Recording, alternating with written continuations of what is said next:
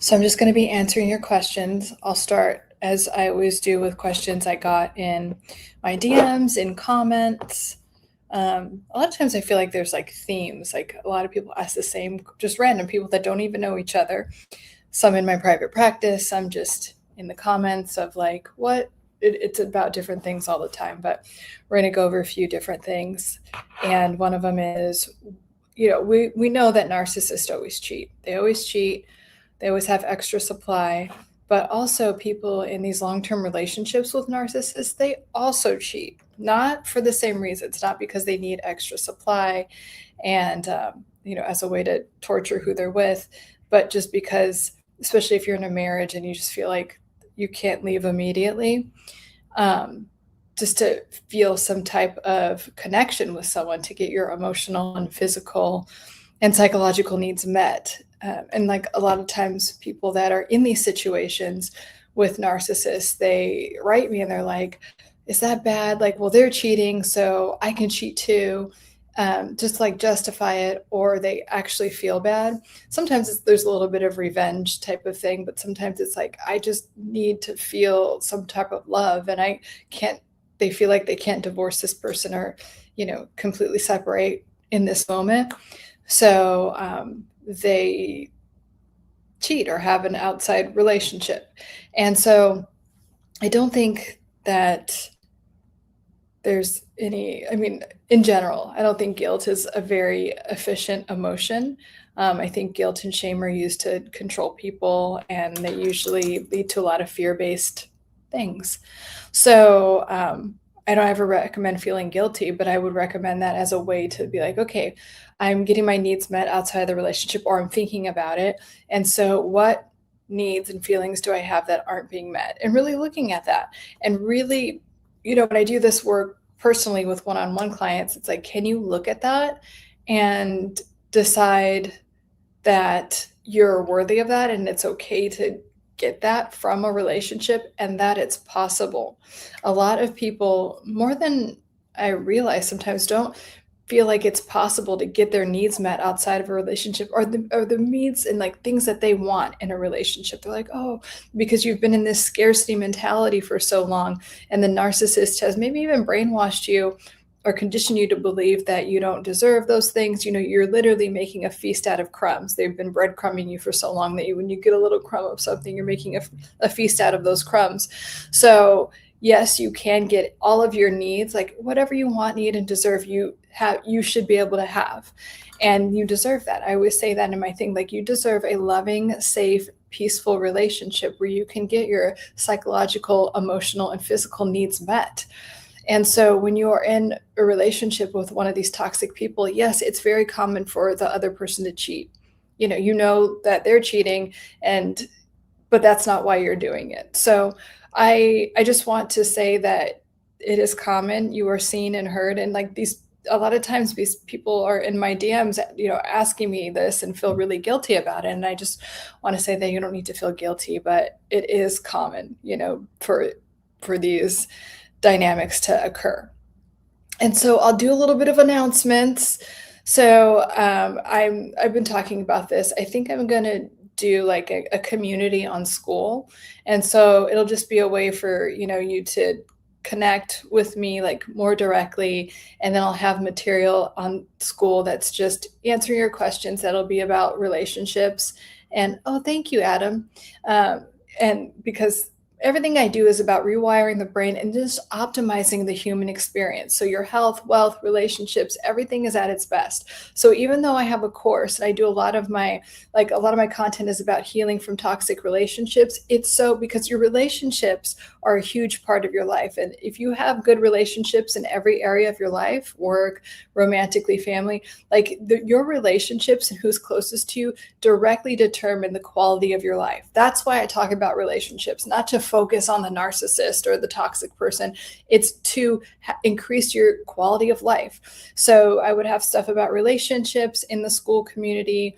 Also, stuff about prosperity consciousness, like getting out of the scare. And we're going to talk a little bit more about that, like getting out of that scarcity mindset that sometimes we're in scarcity mentalities around things and we don't even know. So when you have an awareness around that, you can shift it and all of a sudden elevate your finances, elevate like the quality of your relationships. So the more we can recognize when we're in a scarcity mentality and reprogram that and pull ourselves out of that, then we could have like more prosperous, healthy, like loving relationships.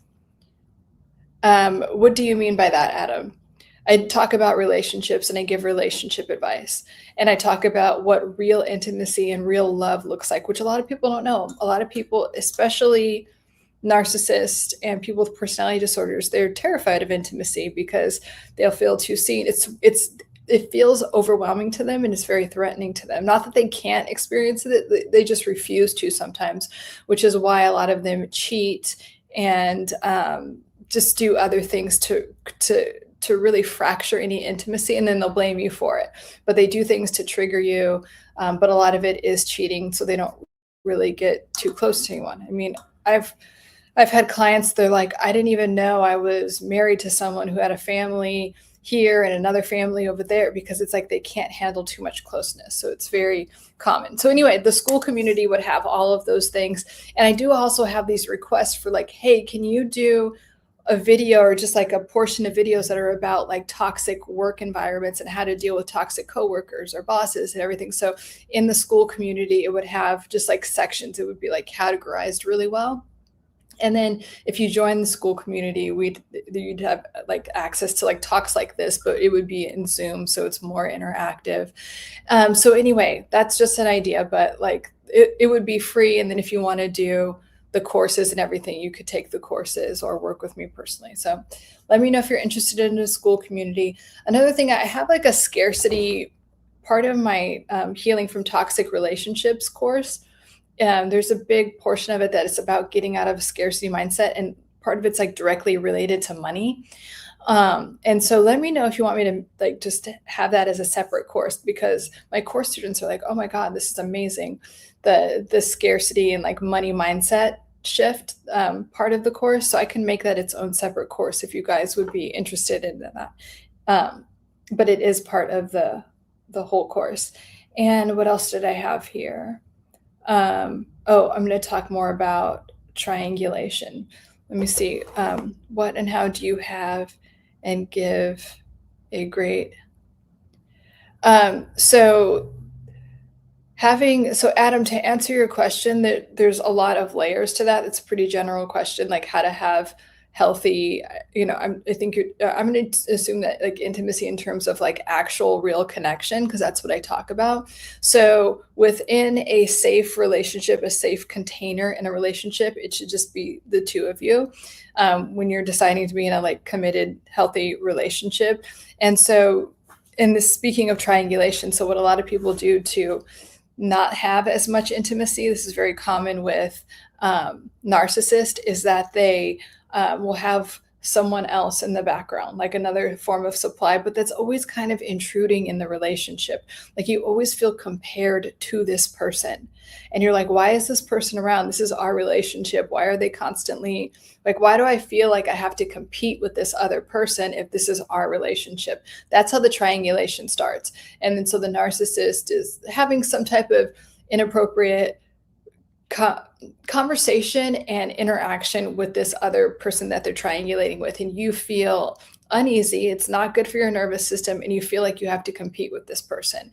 And so that is how triangulation shows up in relationships. And then it gets deeper, like the devaluation comes in because they start comparing you to this other person, or, oh my God, you're being so dramatic, things like that.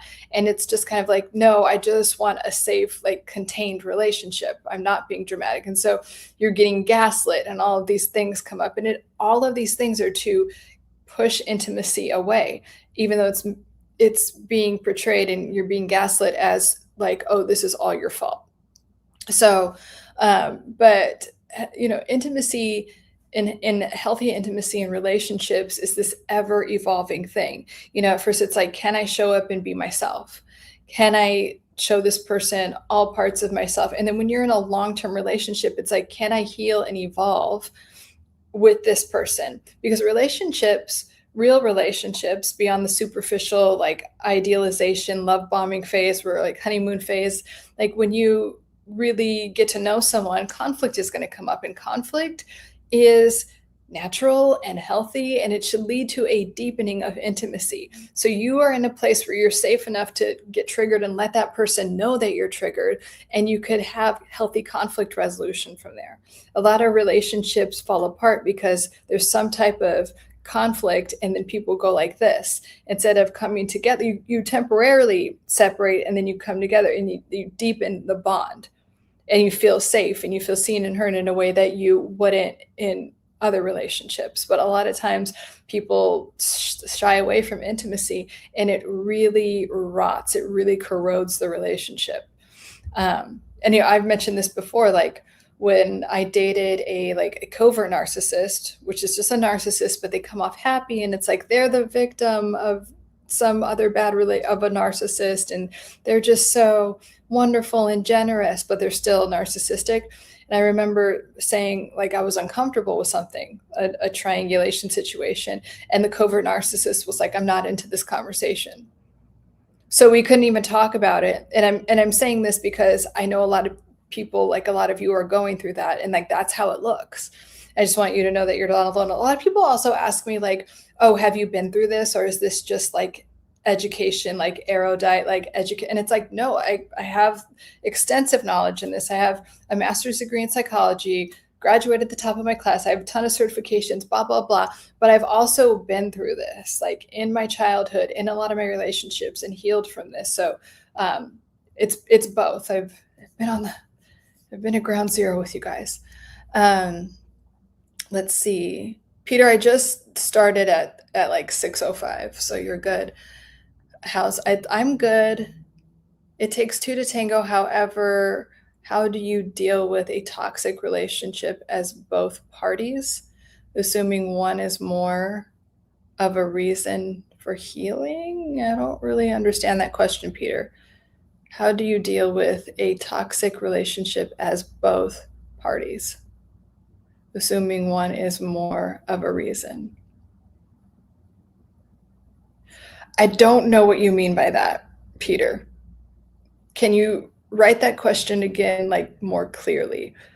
Part of me feels like it sounds like, oh, I'm in a toxic relationship and I want to blame myself too. That's kind of what it sounds like to me, but I don't really understand the question right now. We have a great intimate relationship, but I just want to make sure she is ultimately, then talk to her about it. Say that, Adam. Say, yeah, we have a great intimate relationship, and I just want to know that you're ultimately satisfied. Like how, like that's what having a consistent, like real intimate relationship is about. You're constantly talking about things. You're constantly evolving, and the communication is open in a safe container. But I understand if that's not. No, yeah, it is. So this is like what you're saying is just, it's just like constant communication about it, and letting your partner know that they're safe to communicate their needs and wants. And even if it's something like, oh, I don't like this, maybe also like constructive criticism, that you're open to that, and that it's a safe environment for you to have constructive criticism and say that stuff that you don't like also, or that you would like more of, and that not trigger, or even if it does trigger you, it's like you can be triggered by someone and know that like that person won't leave, or that person won't reject you, or that person won't punish you in any way for having a reaction, for having needs. You know, when you're in toxic relationships, it's like you're punished for having needs, for being human, for having the thoughts. And like it's very similar to being in a cult. It's like you have to only do what I want and make me happy and follow my rules. So yeah, just open communication. Hi, I comment to make you angry. Assuming one is more of a reason for the toxic. Oh, so assuming one person is more like toxic than the other, how do both parties heal? One being the perpetrator versus one being the victim. No one's a victim. That is, if you are up in here, if you're in this, no one is a victim. Okay, if you are a full functioning adult that, if you're not a child or like, someone that's disabled in some type of way, if you have all of your mental faculties, you're not a victim. You can feel like a victim. But this is one thing that people get triggered as fuck with me because I'm like, you're not a victim. You made those choices. And I have been in the depths of despair. I have been in abusive relationships, but I chose those things because I was unconsciously playing out wounds that weren't healed yet, that I didn't want to look at. And so I felt very victimized in those things, but I allowed it. I, chose to be in that relationship until I didn't, until I was like, I'm going to look at this. So, I just wanted to say that because like that is one thing that, I'm very like nurturing, and I'll really talk you guys through a lot of things and sit on these lives for, whatever my boundaries are in terms of time, but no one is a victim. You're not. And once you realize that, you can really shift your life really quickly. I know that's a kind of a hard pill to swallow sometimes, and it's like, I feel really victimized. You can feel that way, but you're not a victim. And that should be the most empowering, like amazing feeling to know that you're not a victim. Okay, perpetrator versus one being the victim, if I can call that. But you're right. I feel more I was the reason. So even like like I said, narcissist and any personality disorder, they cause the chaos and then they offload all of that shame and guilt and everything they have onto you and then say that you're the problem.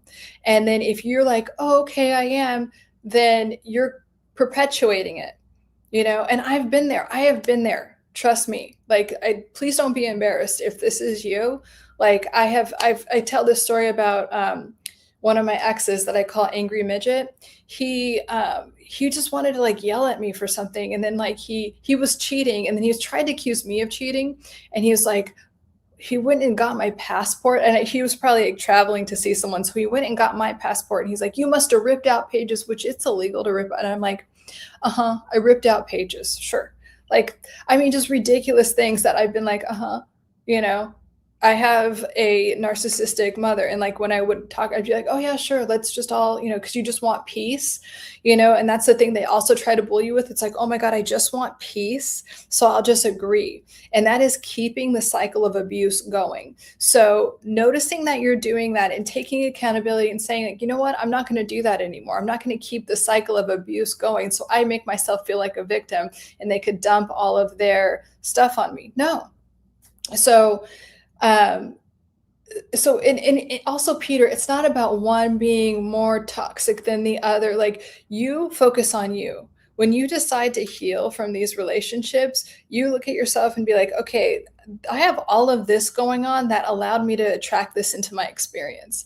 My worthiness, what I thought I was worthy of, like, allowing into my life, and what I was worthy of, like what I feel about love, and like everyone gets to experience love this way, but not me. Like, you have a set of false belief systems that you're running on consciously and subconsciously, but you get to look at that. So is it like love when you were a child? Love was equated with you just performing. Was love equated with like, oh, I just have to put up with abuse? It came from somewhere. When you decide to heal from these toxic relationships, you focus on you. You bring it back to you. And the narcissist or toxic person will not like that. Won't like it at all. But that's okay. You keep going, and it's going to be uncomfortable. And it might fracture the relationship anymore and cause things to shift, and they'll look for new supply. Okay, well then fine. You've been wanting to have a better relationship anyway. You have to be okay with that letting go part of things too. Okay.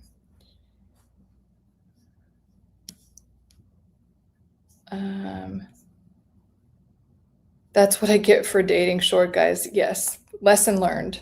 Let's talk about, what do you want to talk about? Carl's red book. Okay, I froze. Got that.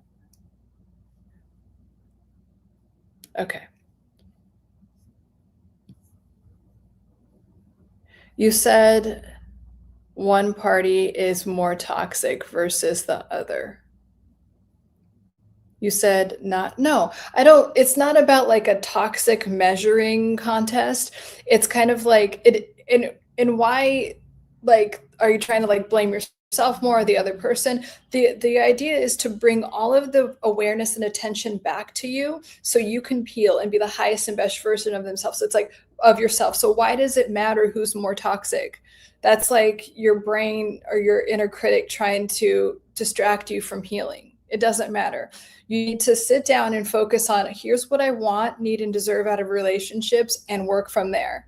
And then decide, like, okay, in the past, I have these codependent tendencies that literally like trigger my nervous system into flight or fight so badly when I set a boundary that I literally feel like a tiger is chasing me through the, jungle. That's how, and it could really feel like that when you're setting a boundary, it could feel like the end of the world. It could feel like you are in physical danger.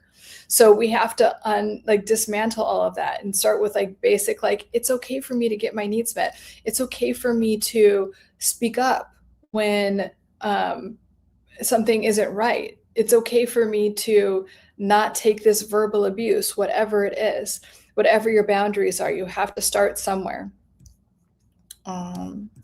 Scroll down. So here's what I want to truly ask. Yes, always start with what you just truly want to ask. How to properly self-reflect. Peter, okay, you were at the live stream. I gave you a lot of good, I'll go over it. And I mentioned journaling and you tried to like kick back on journaling. And when people kick back on anything that I recommend, I know that they need to do it.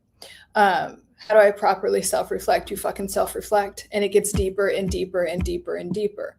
You just start and you keep going. I recommend journaling because you're writing and you're just letting like these associations come up and flow and flow. You have all this stuff backed up in your self-conscious, like in your subconscious, and in your nervous system. And so you have to let it out. You have to like flush it out of your body. It's like detoxing. This shit's been in there for a long time. You have to flush it out.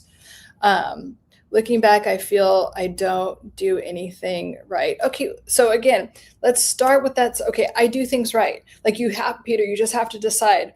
I had this old belief, like the techniques that we went over last time. Like I have this belief that I don't do things right and I'm very self-deprecating and I'm like, so you attracted people, like your parents probably did that to you. And so you just kept it going because part of your brain is addicted to that. So decide like, I don't feel that way. My inner critic is on autopilot, repeating the past, repeating the past, repeating the past. Okay. So you have to decide like, you know what, every time I take action towards things, it's the right move. Every time I do something to better my past, it's the right thing. You have to, it's called contrary action, contrary thought. Like you have to rewire it. And so every time you have these thoughts, you have to say, okay, is this contributing? Is this thought contributing to my well-being and my healing or not? And if it's not, like a thing like, I can't do anything right. Well, of course, that's a victim-y type of thing. We're allergic to victim-y things here. So it's kind of like, no, inner critic, I'm not believing you anymore. I've spent way too long believing you, so I'm not believing that anymore. I'm doing this new thing. And you really do become a new person, you guys. So that's why I'm saying take contrary action. Do the thing that's uncomfortable. Do the thing where you say, it's your inner critic. It's like, it's not going to work. It will. It will. Which is not true. Okay, at least you could know that it's not true, Peter. I guess how to get better and not get too critical about the past. You decide, okay, whatever you give energy to, you get more of. So every time the inner critic sparks up, you have to be like, no. I mean, just say no, just say delete. You're creating new neural pathways. So it's not going to be like, it can be fast. It can be a lot faster than you think, but I'm just saying like, be patient with yourself. So you've been brainwashed to only listen to the inner critic, which has only been feeding you lies and only like talking about the past. So you have to be like, okay, I'm focusing on this. Again, like when I was talking about the plants last time, it's like, are you going to water the plant of like, I'm a victim, I can't do anything right, I can't do, like my wife says, I'm going to believe all this stuff? Or are you going to feed like, I'm an empowered like man that is in charge of his life and I'm doing this and every part of my life is getting better? Which one are you going to feed? Which one are you going to water? And continuing to decide that, like shifting. And then soon it'll be your baseline state.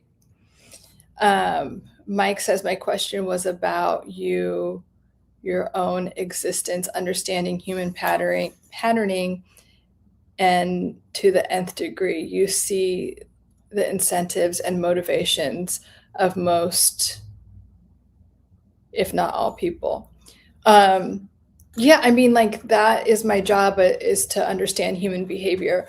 I do have like a specialty in it because I used to, be a personality profiler, and I understand personalities really well. That's why I create all this content about like you're not crazy. Like narcissists do these things, and borderline people and people with personality disorders, they really do these things, and they trigger this in people's nervous system. And this is how you deconstruct that and not get triggered by that and not continue to attract those things again and again. Okay.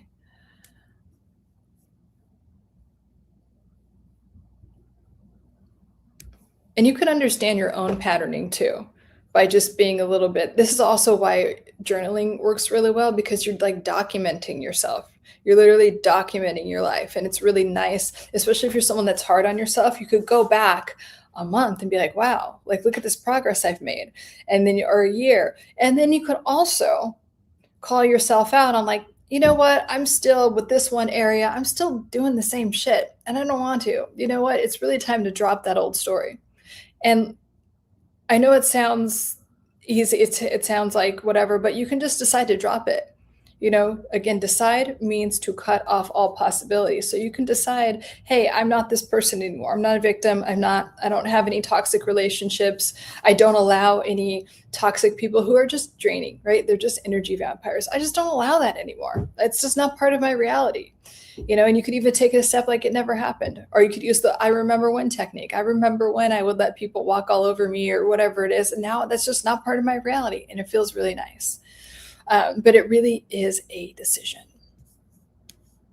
Okay. Especially healing from NPD awfulness and background and profiling and your education experience. Yeah. So did I answer your question, Mike?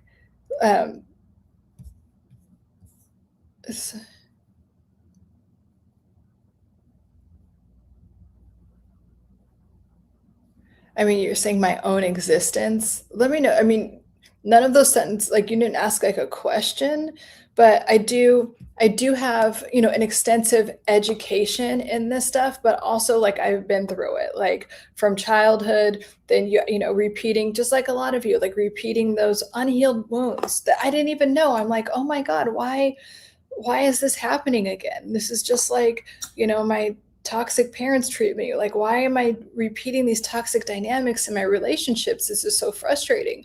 And that's why, like, even though I do have like extensive education, I always say the education doesn't mean shit unless you do the work. I really believe that. I didn't put out my course or even start really helping people with healing from toxic relationships until I did the internal work. And it makes a big difference. And like I have worked with other psychologists and therapists and coaches, and I could just tell if they haven't done the work, if they're just, a lot of them have like huge online presence and like they just charge people a lot of money and they don't even know what the fuck they're talking about. But people, are kind of like sheep, and they'll be like, oh, well, this person has this many followers. And it's like you don't know what you're talking about, and I have clients that have like PhDs and all this stuff. Like, don't hire someone as a therapist or a psychologist because they have a PhD. Because I'm telling you, a lot of those people, they're kind of arrogant and they don't know what the fuck they're talking about. Hire someone that you connect with. Even like some of my best like coaches and stuff, they're just like energy people. I mean, they don't have like advanced degrees like I do, but I've gotten a lot out of it. Oh my gosh, is my internet? I'm having my internet person come on Friday, so hopefully this gets resolved. I'm really sorry because it's annoying. Sorry, Big Pontiac. Hi, Big Pontiac. Jojo says, yes, you're so right. Yeah, yes, you're right. Hi, Tim. Yes, thanks. Okay, yeah. Just wanted to make sure I'm fully answering. Okay, Peter says, journaling, got it. Got the teacher mode from you. I know, but it takes like, okay, here's also like, and this is just pure neuroscience. We don't need to be taught something, it needs to be repeated, right? That's how you get a song stuck in your head. It's like you don't need to just know, like hear it once, you need to be repeated. So, and this is like works like with my individual clients. I'm like texting them every day. I'm like, hey, you on that? You doing that? Like super annoying. Or I'll even just be like a self-proclaimed. I'm like, hey, it's your annoying therapist. How are you doing? Just checking in because, you know, it is good to have someone that's always telling you that again and again and again and again and again until it's like second nature to take care of yourself in that way and think thoughts and like, you know, reprogram your brain and have these neuro transmitters and these neural pathways that are firing and wiring instead of those old ones. We got to let those die by neglect. And they literally do. If you're not thinking a certain way anymore, you stop thinking that way. It's just like basic science, right? Like, and there are so many like toxic people and like the media and like these systems in place that want you to think, oh no, it's this way forever. It's not. I'm telling you, another one of my big messages is like, you don't understand how powerful your mind is. Your mind is so powerful, and there are a lot of systems in place that are trying to make sure you don't know that. And so I'm here to just remind you of that. Like, you can really shift things quickly. FYI, I do have a name for my inner critic. Good. That's another thing that I talk to you guys about. Name your inner critic something annoying, like a name you don't like, so you can really understand that that is a separate entity. Your inner critic is just like past programming that doesn't serve you. It's shit that your caretakers, your parents, whatever, that bully told you that is not true, but you absorbed it as true, and the inner critic just talks to you, and it's like only repeating the past. So it's good to just name that person so you could be like, oh, that's not me talking. To be more clear, I can see journaling helps to truly identify the positives and improve areas. Yeah, it is, because especially when you're journaling with pen to paper, because it takes a lot of you're using like physicality, right? You're focusing on that, and you're so. And if you're like just talking, and I mean like talking in voice notes, because I also recommend that, it can be more distracting. But you know, when you're sitting there with pen to paper, there's a lot going on. You're feeling the pen, you're feeling the paper, you're writing, and when you're writing, you're thinking about what you're writing. So you're allowing yourself to really focus a lot of your energy on that. Especially if you have difficulty meditating, I would say like journal a little bit before to get your brain more like focused in one direction, and then meditate for a couple minutes, because your brain is more primed after that. Mike says, that was my question. Now that we've done all the work and know all the patterns, does experience outside of work with people get boring? No. Does my experience with people get boring? Like, you know how everything plays out? I mean, I wouldn't say boring, but it's very liberating. And this isn't just for me, because I have, you know, whatever advanced degrees, and like I've done a lot of healing. You just like, you know, you kind of like see the forest for the trees, or whatever the saying is. It's like, oh, I know how this is going to play out. And it's a time saver. You know, you stop wasting your time on toxic people and situations and like work environments. You don't spend years in these like fucked up situations. It's kind of like, it just gets, and I think it's really spiritual, because it's like you're more connected to whatever your higher power or God source is, and it just moves shit out of the way. Like, I think that might be like what the Red Sea thing is about. It's like it just moves so many obstacles out of the way once you do the work, and you're just more connected to the energy of peace and love, which some people call God and universe, whatever. But it really just moves a lot of obstacles out of the way. So you could be healthier and wealthier, and you're not wasting your time with a lot of chaotic energy. So it's not boring. It's very peaceful and liberating. And that's the state we really want to be in. We don't want to be happy. You know, we want peace. Really, a lot of times when you think you want things, you want peace. You want peace around your health, around finances, around your relationships. You want this like lasting state of peace. That's why I'm always telling you guys, train your mind to be like, my baseline state is peace. My baseline state is peace. I'm peaceful. My nervous system is relaxed. That's going to really help. I find people speak slow in person.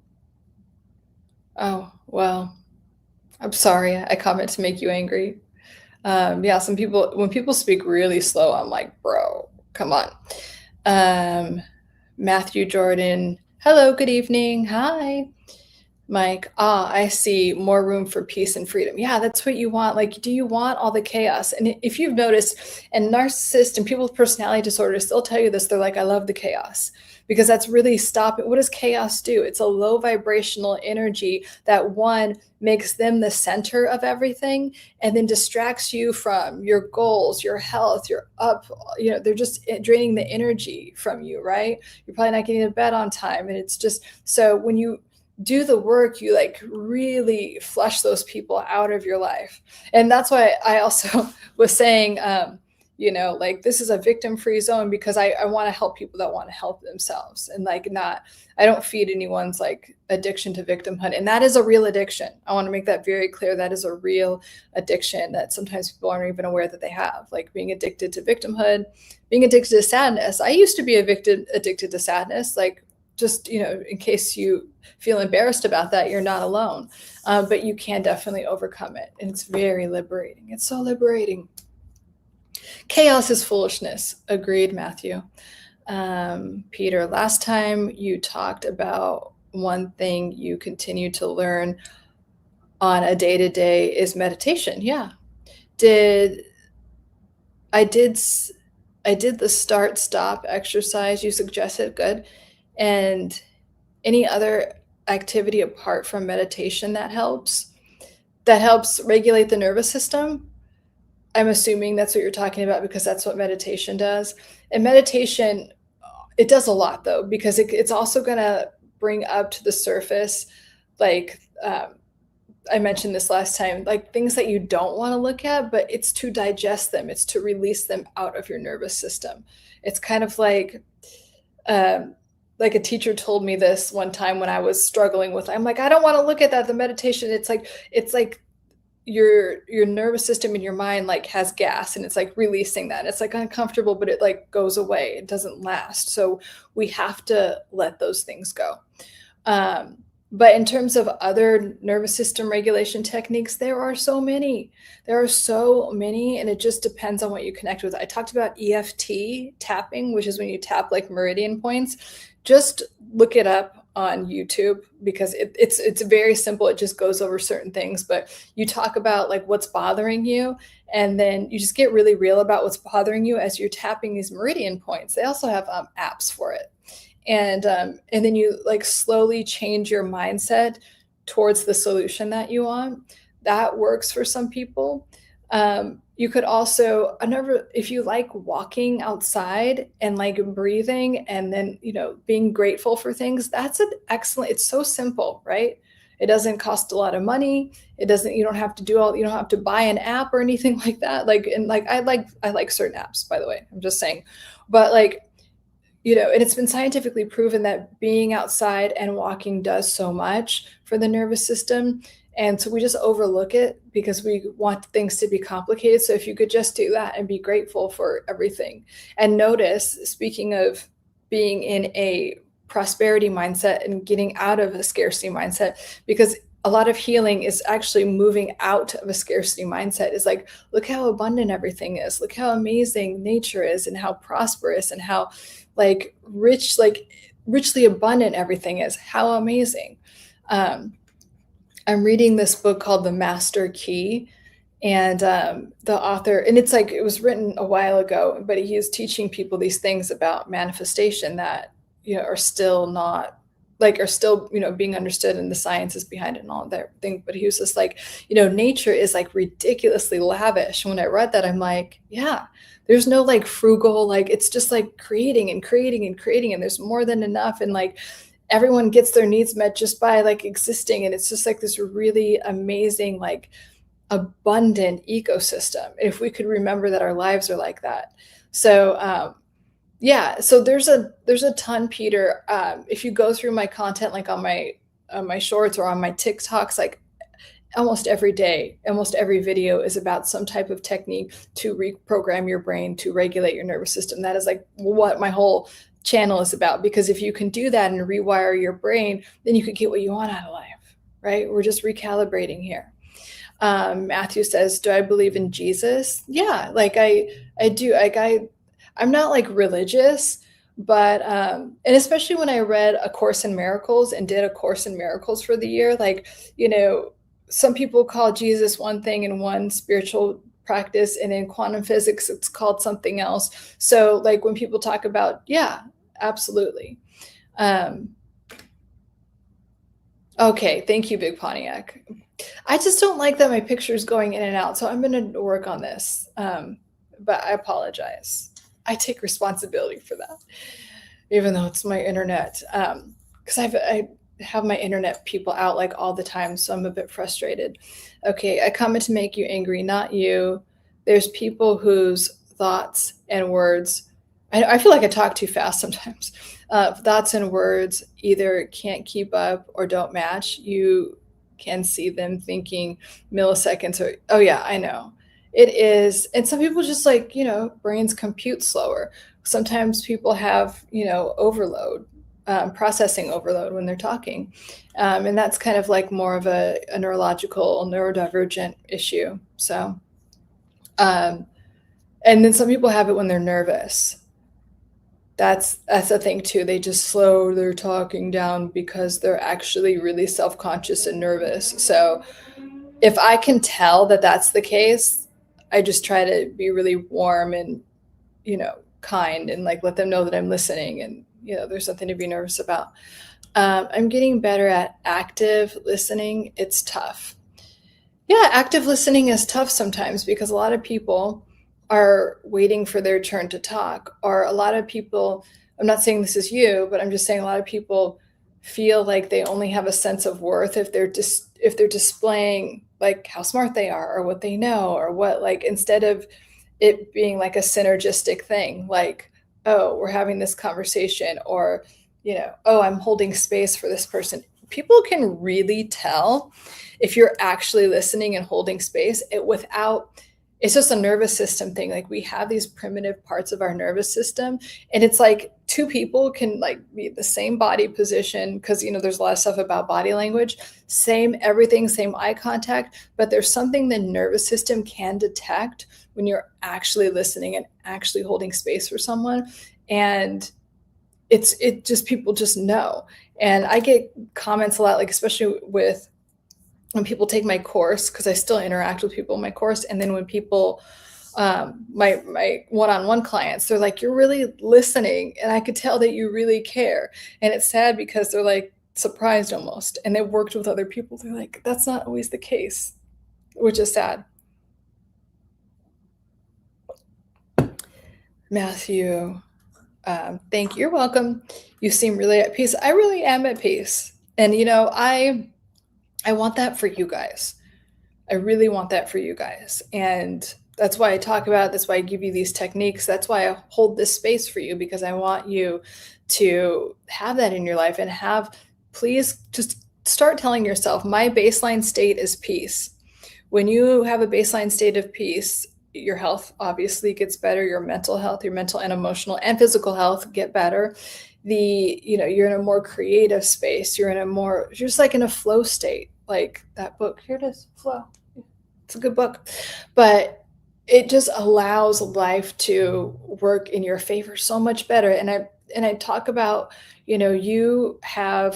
everyone has a purpose. Everyone's like a channel for something.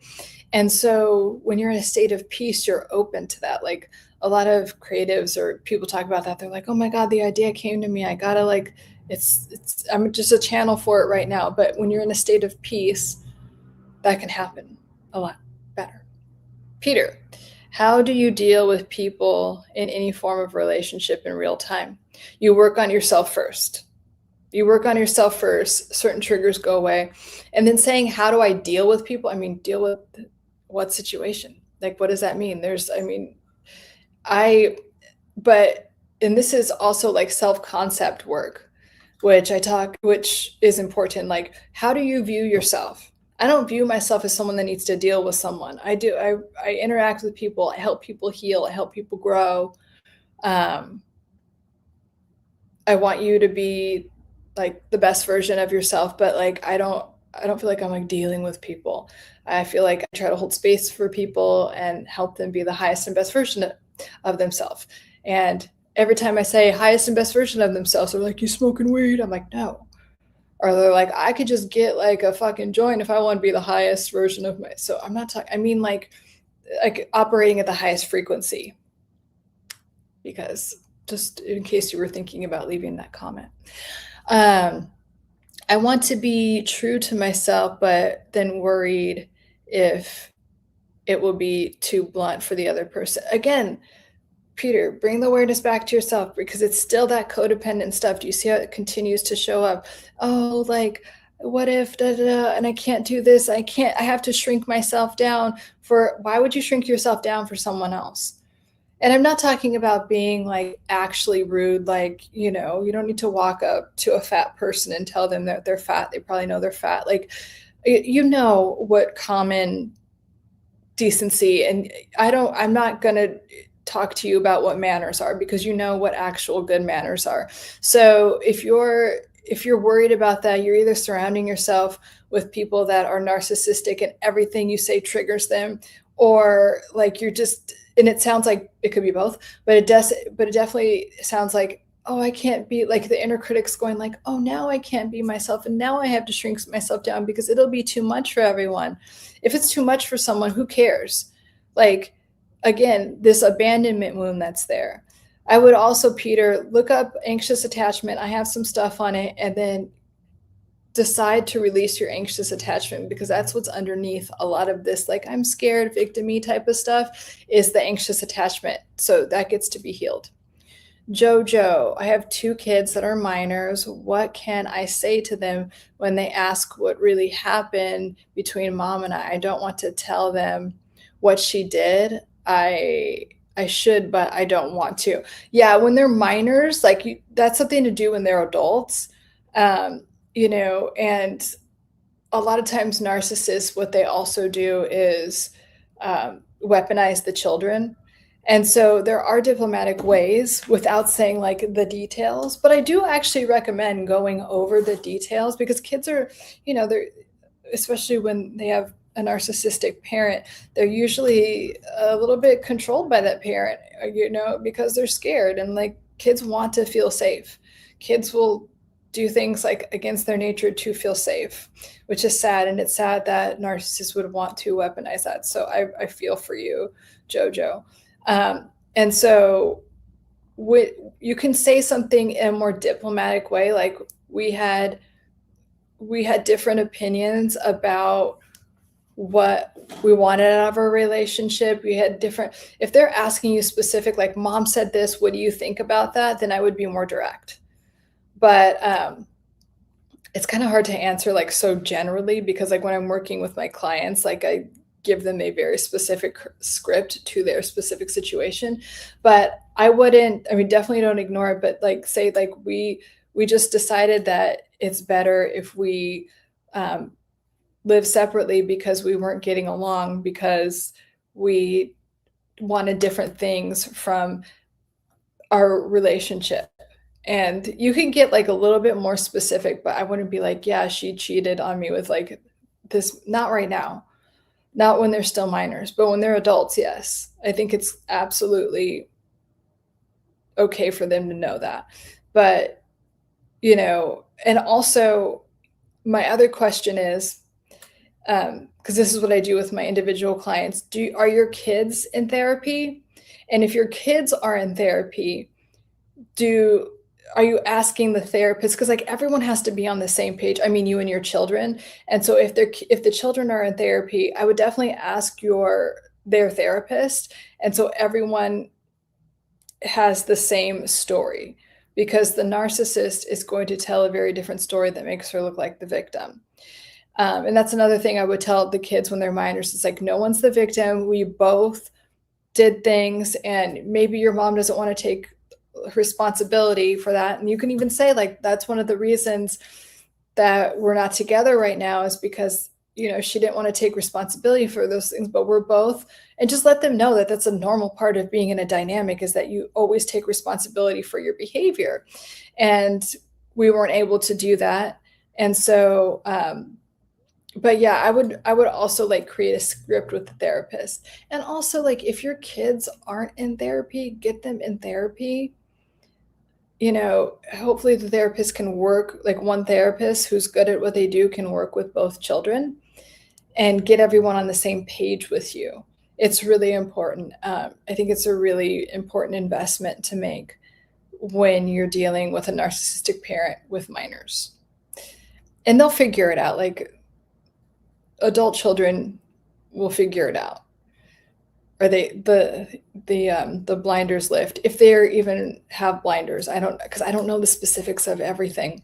I comment to make you angry says active listening in regards to coursing others, coursing or coercing others, coursing others threads of language into the tapestry.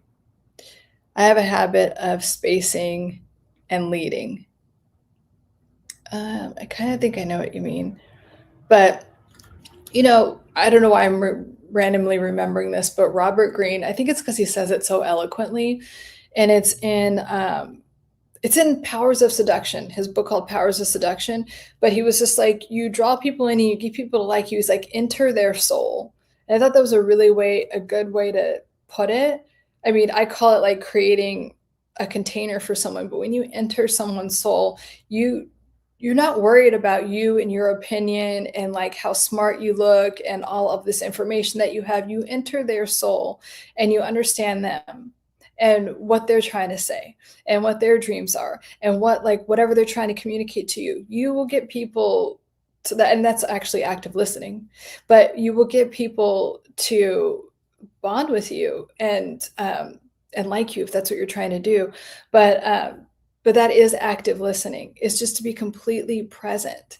And like the right thing will come. A lot of times people don't actively listen because they're actually self-conscious of coming off like dumb or whatever. It's very like actually kind of self-absorbed, and no judgment if that's, like a lot of us do that in job interviews, right? We're like, and so it happens in different environments. But if you could just relax and like enter that person's soul, it's like, what is this person about? I'm just going to be curious. Like I'm opening a room and I want to like learn everything. I'm just going to be quiet and actually like absorb all these things. It is an awesome book. um, Make them feel like they're the star of the show. Lauren, that's my problem. Yeah, I mean, right? Like that is. And it's like, well, do you want to be the star of the show? If you want to be the star of the show, make them feel like the star of the show. So, but yeah, I mean, everyone wants to be seen and heard. Like we have this primitive part in our nervous system where we want to be part of the tribe. We want to feel included. And that means being seen and heard and our experience reflected back to someone. That's also a way to bond and like have like real connection and intimacy, is like our experience is reflected back by someone and our nervous system feels their nervous system. So it's a very good skill to learn. I'm not self-absorbed. I'm Aquarius. Oh god, don't even. Okay, we don't blame our astrological sign. I hope you're kidding. I think you're kidding. We don't blame our astrological sign, our having ADHD or anything. We don't blame that on any behavior. Like, I don't know, I had a friend, I'm not friends with her anymore, but she would blame everything on being a Sagittarius. I'm like, you can't blame every character defect on the fact that you're a Sag. You need to actually, do something about it if you want to be better.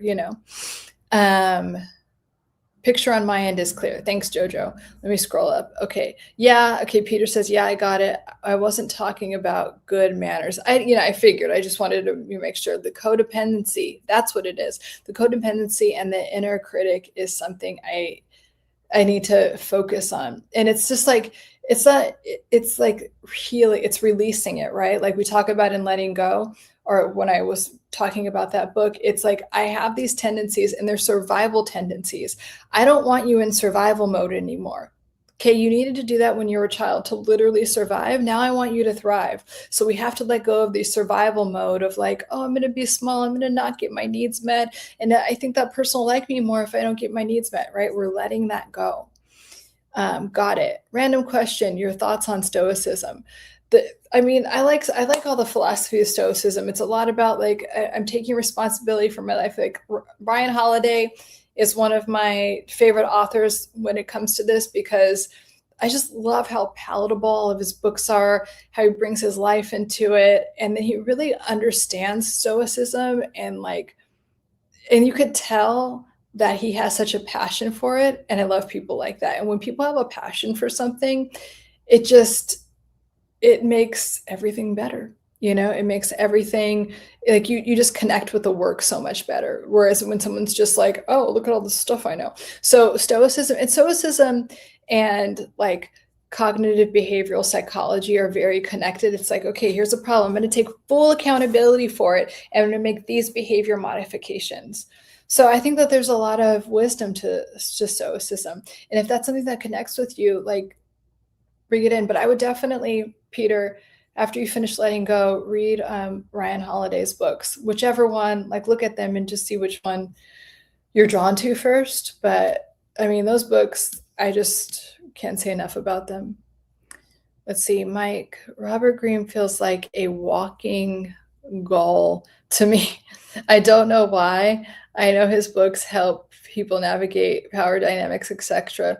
Why do you think that is? I don't know. Why are you triggered by him, Mike? I don't know. Like, I mean, some of it, like the way he writes is a little bit over the top but that's the point of it. It's like, yeah. And then this, like, but he even talks about it, like in the 48 Laws of Power, one of his other books. He's like, you don't apply all of the things. He's like, this is one tactic. This is another tactic. And here's why they work. They've worked throughout history.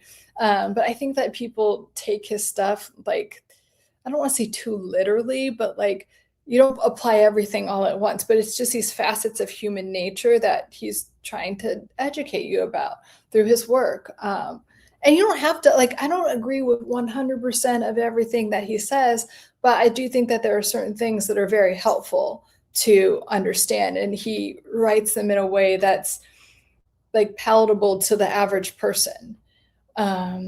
Okay. I comment to make you angry. Robert Greene's books are why guide for people who have those personalities.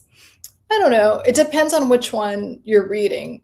You know, like his book Mastery, it just talks about like the evolution of what your life could be in a way. Like all of his books are a little bit different. Again, I wouldn't take everything like to like, oh my God, this is the Bible for humans. Like it's like not that, but it depends on which book you're talking about. But I mean, it's kind of like take what you like and leave the rest type of thing. But if something triggers you, then I'd look at that because your triggers are your teachers.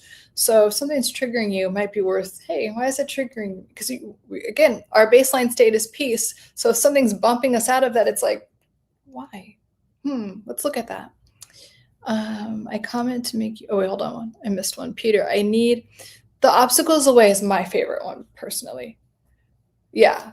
And I read and listened to The Obstacle is the Way like multiple times in a row because it's just one of those books where it's like, oh, I need to, you know, and I don't say that about every book. So I comment to make you angry. They're more of a why than a how. Okay.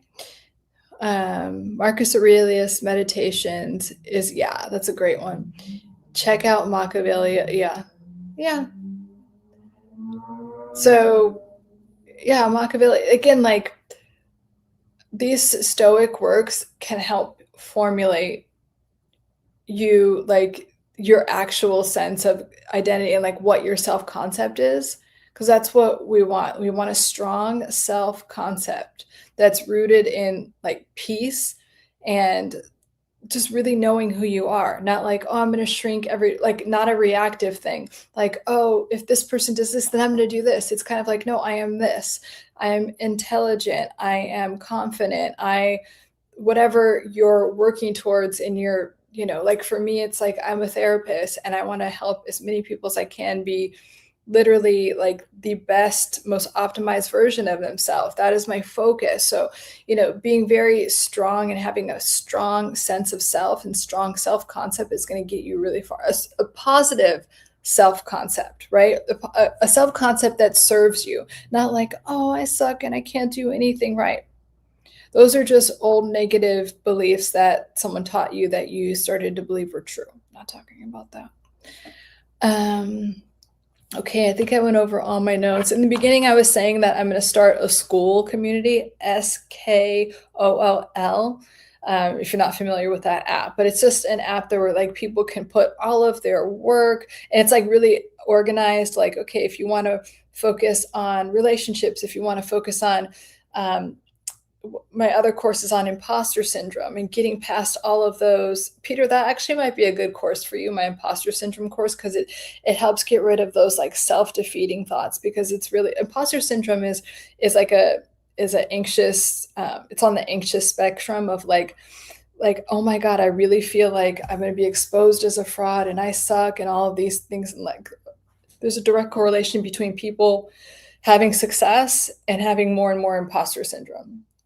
So, but anyway, all of that, all of my materials, all the things are going to be on school, and like I'll have part of it for free. And then if you want to take that course, you could just, purchase the course. But anyway, like it'll just be like an ecosystem for everything that I'm doing. And then I'll go live on there for just my my school people. And maybe it'll be through Zoom so I could have more like interaction with you or talk to you guys.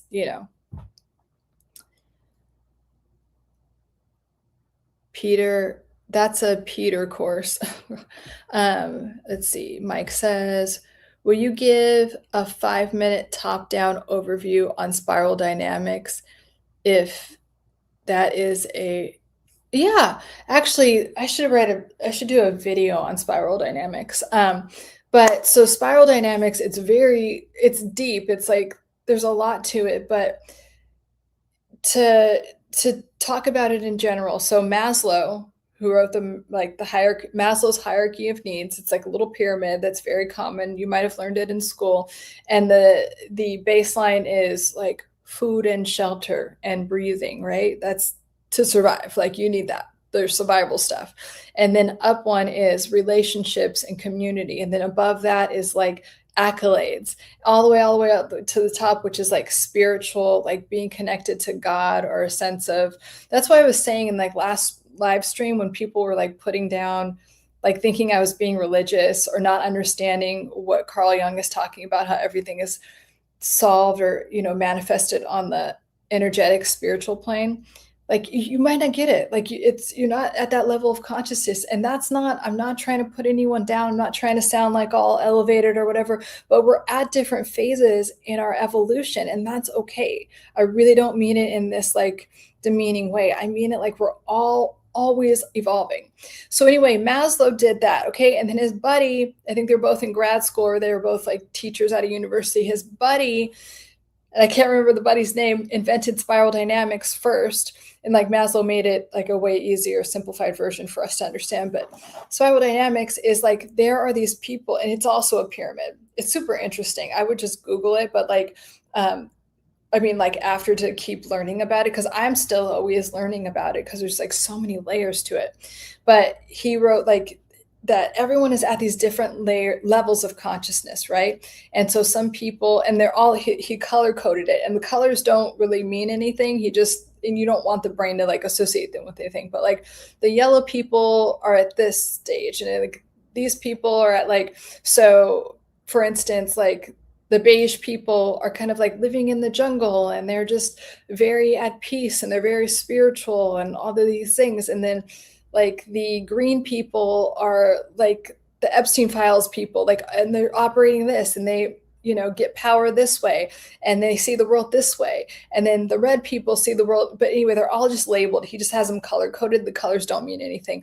And it goes all the way up in a pyramid. And at the top, that's the most interesting part to me. He's like, there's not a lot of humans that are here yet in terms of like spiritual evolution and understanding themselves and being at this level of like peace and really understanding what the like energy of love is, that some people call God and some people call universe or whatever. But when you're in that level of consciousness is very much elevated, and that's where people like experience like miracles and all this stuff. But like that's what he's talking about. So spiral dynamics is just different levels of consciousness, and when you become aware of them, you can elevate your levels of consciousness. David R. Hawkins in Letting Go, but in all of his books, talks about that in a different way. He has like it's like a cone-shaped thing, and like the fear-based emotions, which is like guilt, shame, are the lowest vibrating ones, and then we have like hate and all like anger, fear, all these things, right? Are are people are operating there, and then there's kind of like this buffer. I think that anger is the one that kind of starts to elevate you towards better and better emotions, and then peace and love are the highest vibrating states.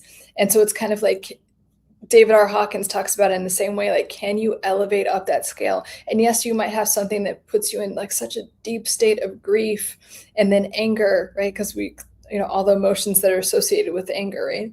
And then you get to acceptance, so you could let go of some stuff, and then you could go up to love, and then, but like, the whole thing is this like, how do we, David R. Hawkins is like, I'm going to get you up that emotional scale, because then you have a higher frequency, and then you're at peace.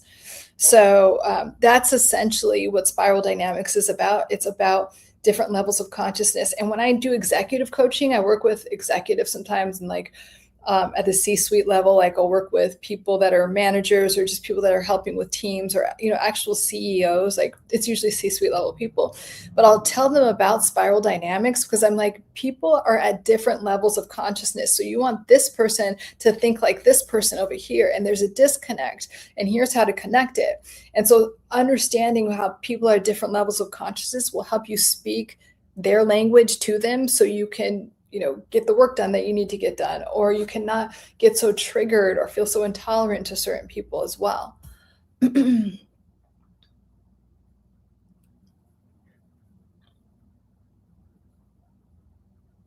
best book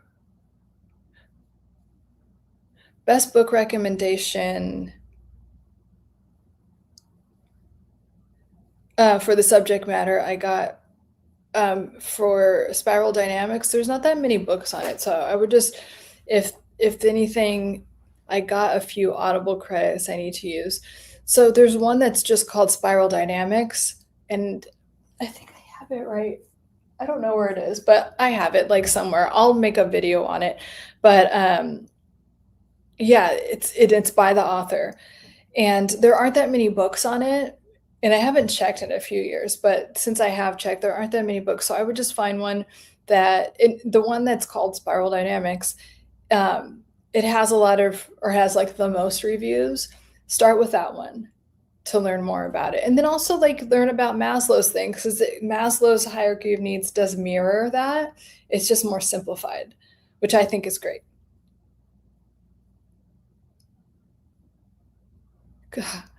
I comment to make you angry. You have some. You know what? You Peter and I comment to make you angry. You could help each other out, because I comment to make you angry needs to, there's an opportunity for growth to like listen more to people and be more, and then you could get some of his confidence and some of his like fuck off energy. Like you guys can help each other out. I think I have it. I just need to ask the Smeargle in me to get out. Yeah. No, that's not the name of my inner critic. Yeah, exactly. And not even to like, so with your inner critic, you don't have to like come with reason, because what we resist persists. You don't want to be like, you just want to be like, with your inner critic, I know what you're doing. I see that you're trying to keep me small, and maybe you think that you're keeping me safe by doing that, but I don't need that old survival mechanism anymore. Thank you. Bye.